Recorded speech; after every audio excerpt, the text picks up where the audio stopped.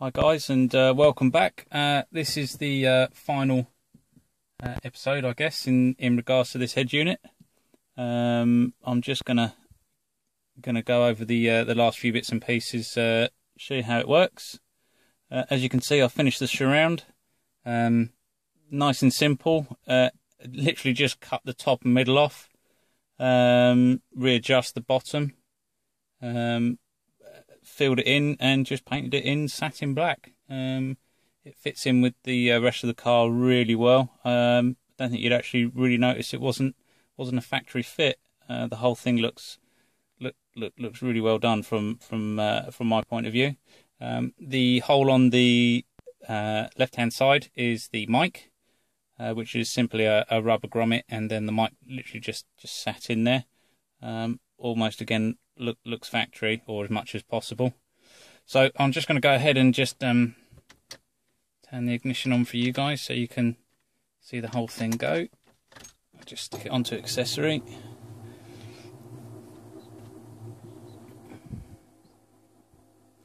Now initially, because it's an Android system, it's got to start up the other bits and pieces. The disadvantage I have found of it is that it does take about 15 seconds for it to fully start up.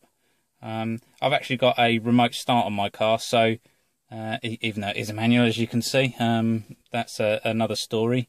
So I actually remote start the car about 15-20 seconds before I come out, and the thing's all ready anyway. So to me, it doesn't actually make a lot of difference.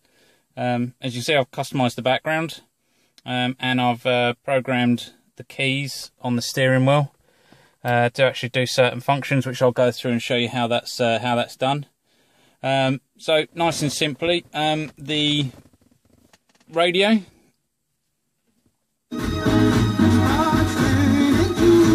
haven't actually gone through and tuned it in yet. One of the updates I've actually spoken to the company about is to remove all of the favourites in Chinese. Try and make it a little bit more English-fied, and they're also doing a RDS and AF update for it as well, which is coming out in the next month or so. As I say, I have programmed the keys, so as you can see, so I'm just going to go through the seek and the preset. So the preset just goes backwards and forwards through the items.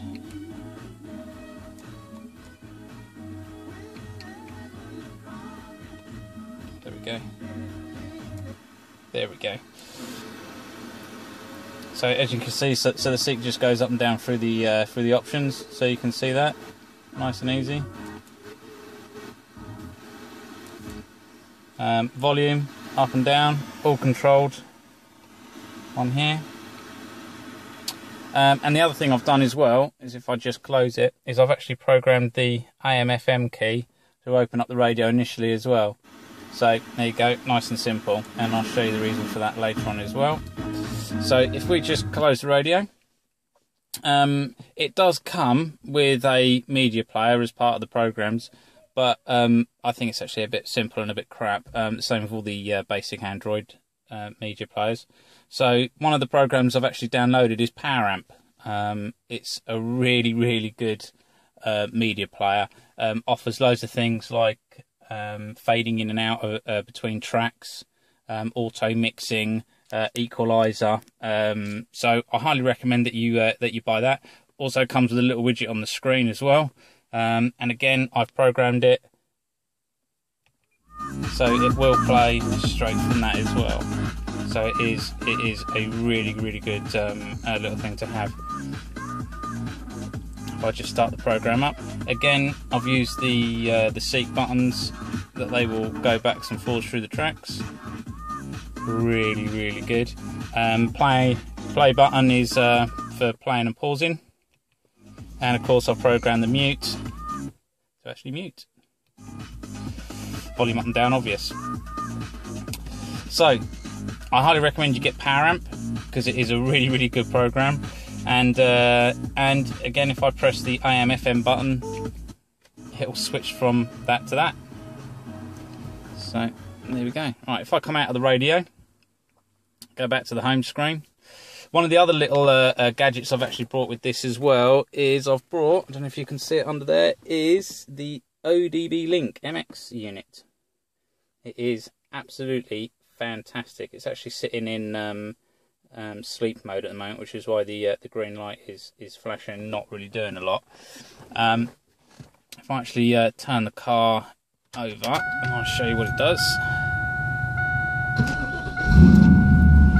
So as you can see now, it's the unit itself is woken up. It's Bluetooth. One of the little programs that you do actually get with this is ODB Link.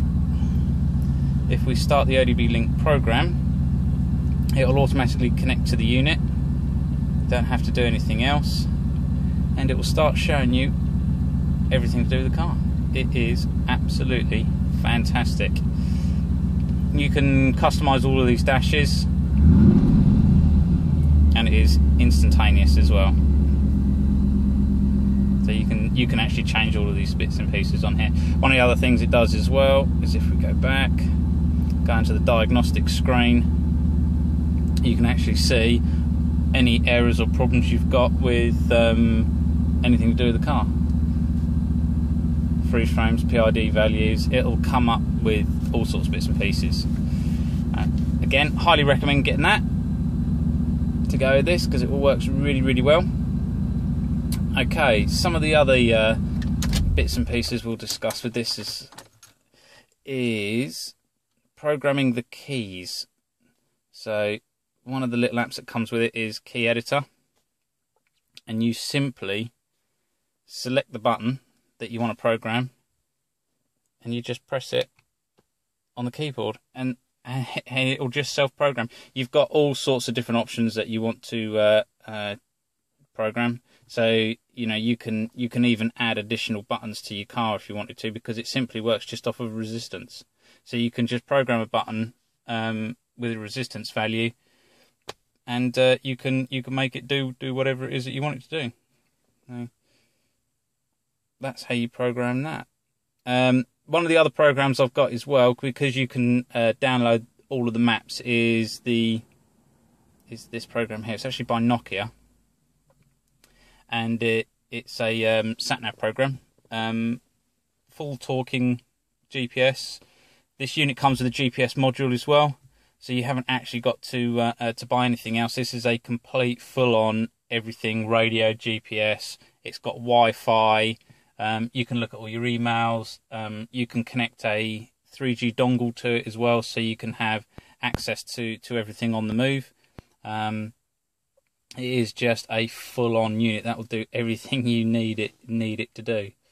I can't think of anything else that I need to show you. I've pretty much just gone through everything. There are a few tweaks and that which I've asked the company to do, so there should be some updates for this fairly soon.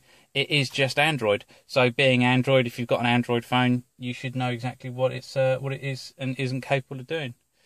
I will be hopefully supplying these units from China myself. I'm going to be doing the support for them for anyone that's got any problems, specifically for the Camaro Firebird vehicles. So as you can see, it fits. They do a slightly smaller unit with a 7-inch screen if you'd rather, but as you can see, I've managed to get the full 8-inch screen in this unit in this car. So and it works really, really well. I hope you guys find this useful, and you'll be back soon, and hopefully buy one. Speak to you soon. Bye.